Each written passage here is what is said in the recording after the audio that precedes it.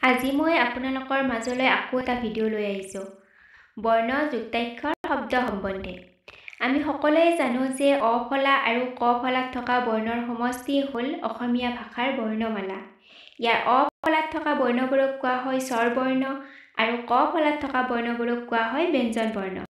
স্বৰ বৰ্ণ হ'ল যিবোৰ বৰ্ণ উচ্চাৰণ কৰোঁতে আন বৰ্ণৰ সহায় ল'ব নালাগে, আৰু ব্যঞ্জন বৰ্ণ হ'ল যিবোৰ বৰ্ণ উচ্চাৰণ কৰোঁতে আন বৰ্ণৰ মানে স্বৰ বৰ্ণৰ সহায় ল'ব লগা হয়, যেনে ক, খ। এনেদৰে ব্যঞ্জন বৰ্ণৰ আন এটা লক্ষণো আছে। দুটা বা ততোধিক ব্যঞ্জন বৰ্ণ লগ হৈ যুক্তাক্ষৰৰ সৃষ্টি হয়। বৰ্ণ যুক্তাক্ষৰ অবিহনে শব্দ সৃষ্টি হ'ব নোৱাৰে। শব্দ সৃষ্টি নহ'লে আকৌ ভাষা হ'ব নোৱাৰে।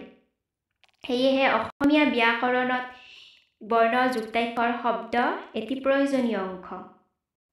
আজি মই বৰ্ণৰ পৰা যুক্তাক্ষৰৰ পৰা শব্দ কেনেদৰে গঠিত হয় এই ভিডিঅ'টোত দি দিছোঁ।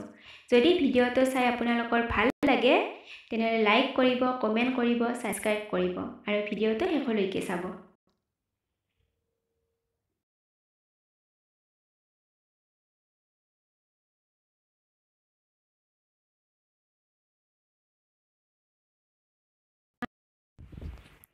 বৰ্ণ যুক্তাক্ষৰ শব্দ ক যোগ মূৰ্ধন্য ষ সমান কয় ক্ষয় ক্ষ। শব্দ কক্ষ। ক যোগ ল সমান কয় লয় ল। শব্দ শুক্ল।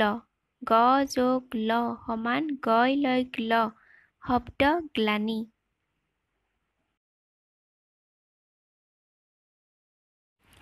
গ যোগ ন গয় নয় ন।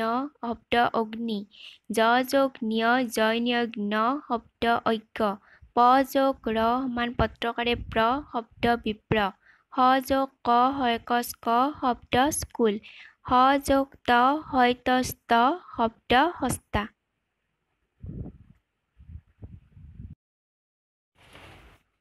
মূৰ্ধন্য ষ যোগ মূৰ্ধন্য ত হয় তচ ত। শব্দ অস্ত।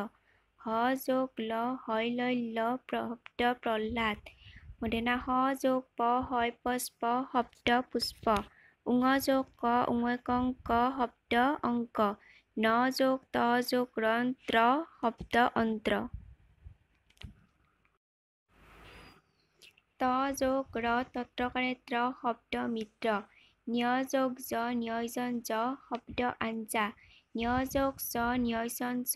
শব্দ চঞ্চল। হ যোগ ম হয় ম ম। শব্দ ব্ৰহ্ম। ত যোগ ন তয় ন ন।